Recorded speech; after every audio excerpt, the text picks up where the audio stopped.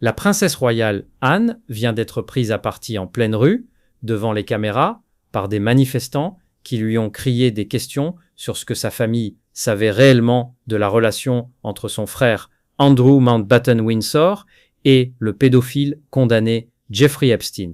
Et ce qui rend cet incident particulièrement frappant, c'est qu'Anne n'est pas n'importe quelle royale. C'est l'une des membres les plus discrètes, les plus disciplinées, les plus respectées de la famille royale britannique. Pourtant, ce mardi 24 mars, devant Wadham College à l'université d'Oxford, même elle n'a pas échappé à la colère du public. La question qui s'impose maintenant est de savoir jusqu'à quel point cette crise peut encore s'étendre avant de menacer l'institution elle-même dans ses fondements. La scène se déroule à Oxford en fin de matinée. La princesse Anne vient d'assister à la conférence du centenaire de la Société d'économie agricole, un événement académique ordinaire, parfaitement conforme à ses fonctions royales. Elle sort d'une voiture noire, entourée de plusieurs gardes du corps, visiblement sereine, dans son maintien habituel. Et c'est à ce moment précis, dans les secondes qui suivent sa descente du véhicule, que les cris fusent. Un manifestant lui lance directement « Anne,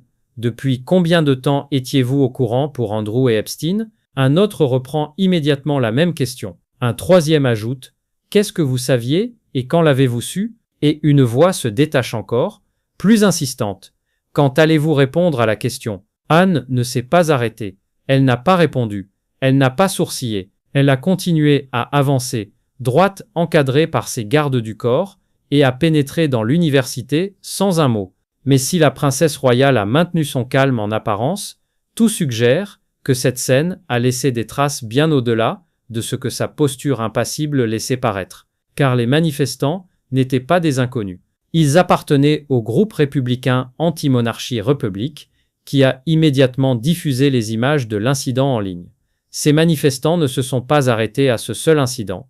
Republic a précisé que son ciblage d'Anne n'était pas arbitraire. Le groupe a pointé des rapports décrivant la princesse royale comme particulièrement sympathique envers son frère Andrew, malgré l'ampleur des accusations qui pèsent sur lui. Selon ces mêmes rapports, Anne lui aurait même proposé de séjourner à son domaine de Gatcombe Park, après qu'Andrew a été contraint de quitter sa résidence de Royal Lodge à Windsor. On peut se demander si cette proximité fraternelle ne va pas continuer à exposer davantage la princesse royale à une pression publique qu'elle n'a pas cherchée et qu'elle a jusqu'ici refusé d'alimenter par ses déclarations. Mais voilà ce qu'il faut comprendre pour saisir toute la gravité de ce contexte. Andrew Mountbatten Windsor, dont le titre de prince a été révoqué, a été arrêté le 19 février 2026, jour de son 66e anniversaire, par la police de la vallée de la Tamise, pour soupçon d'abus de fonction dans l'exercice de ses responsabilités publiques. Les enquêteurs examinent des allégations selon lesquelles il aurait transmis des informations confidentielles à Jeffrey Epstein, alors qu'il occupait le poste d'envoyé commercial du Royaume-Uni entre 2001. Andrew Mountbatten Windsor a toujours nié tout acte répréhensible. Il a été relâché sous enquête et reste présumé innocent. La publication de plus de 3 millions de documents liés à Epstein a fait éclater au grand jour l'étendue des liens entre les deux hommes.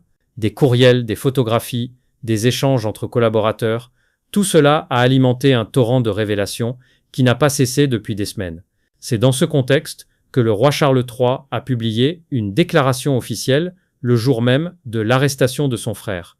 Sa déclaration était sobre, mesurée, et son ton sans ambiguïté. J'ai appris avec la plus profonde inquiétude la nouvelle concernant Andrew Mountbatten Windsor et les soupçons qui pèsent sur lui.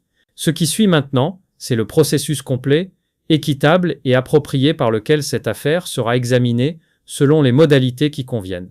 Dans ce processus, comme je l'ai dit par le passé, ils ont notre soutien total et sans réserve. Laissez-moi être clair, la loi doit suivre son cours, et il a conclu en ces termes. En attendant, ma famille et moi-même continuerons à servir. Un message clair, mais une question reste ouverte.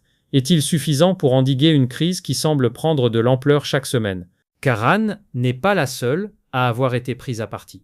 Le roi Charles III lui-même a fait face à des interpellations publiques. Des manifestants lui ont crié des questions sur ce qu'il savait des liens entre son frère et Epstein. Le prince William, héritier du trône, a également été ciblé par des hecklers lui posant des questions sur son oncle. Aucun de ces 3 membres de la famille royale n'a répondu directement à ces interpellations. Mais cette répétition des scènes, semaine après semaine, ville après ville, crée une impression d'encerclement progressif autour de l'institution. Et pendant ce temps, devant l'université d'Oxford, les placards du groupe Republic continuaient d'afficher leur slogan. La question maintenant n'est plus seulement celle des actes d'Andrew Mountbatten Windsor. Elle est plus large, plus profonde et plus difficile à ignorer. Ce que le public semble réclamer, au-delà des réponses juridiques, c'est une forme de transparence que la famille royale n'a pas encore offerte. Republic a été explicite à ce sujet, le groupe demande une déclaration directe devant des journalistes de la part du roi et du prince de Galles, garantissant que toutes les informations disponibles seront mises à disposition des autorités sans entrave. Ce genre de pression publique, coordonnée, filmée et diffusée en temps réel sur les réseaux sociaux, représente quelque chose de nouveau dans le rapport entre la monarchie britannique et son peuple. Et il y a une autre dimension à considérer. Des discussions sont en cours au sein du gouvernement britannique concernant l'éventuelle suppression d'Andrew Mountbatten Windsor de la ligne de succession au trône. Le gouvernement du Premier ministre Keir Starmer envisagerait une législation en ce sens, une fois que la police aura terminé son enquête. Tout cela suggère que les conséquences institutionnelles de cette affaire sont loin d'être épuisées. Si une telle loi venait à être adoptée, elle marquerait une rupture sans précédent dans l'histoire récente de la monarchie. Ce qui est frappant dans l'incident d'Oxford, c'est précisément son timing. Anne effectuait un engagement royal parfaitement banal, dans le cadre de ses fonctions habituelles, dans une ville universitaire respectable. Rien dans cet agenda ne laissait présager un épisode aussi tendu. Et pourtant, les manifestants étaient déjà là, en attente. Cela illustre quelque chose que l'on ne peut pas ignorer. La crise Epstein-Andrew ne se limite plus à des cercles politiques ou médiatiques. Elle a atteint la rue, elle a atteint Oxford, elle a atteint Anne. Ce que tout cela signifie pour l'avenir de la monarchie britannique, c'est une question à laquelle personne ne peut encore répondre avec certitude. Mais une chose est claire, la stratégie du silence, aussi disciplinée soit-elle, semble de moins en moins suffire face à une opinion publique qui exige des comptes. La princesse Anne peut continuer à avancer sans répondre. Mais les questions, elles, ne s'en vont pas. Si cette affaire vous intéresse et que vous voulez suivre son évolution en temps réel, abonnez-vous à cette chaîne et activez les notifications, vous serez parmi les premiers à être informés à chaque nouveau développement. Et dites-nous dans les commentaires, pensez-vous que les membres de la famille royale devraient prendre publiquement la parole sur ce qu'ils savaient des liens entre Andrew Mountbatten Windsor et Jeffrey Epstein?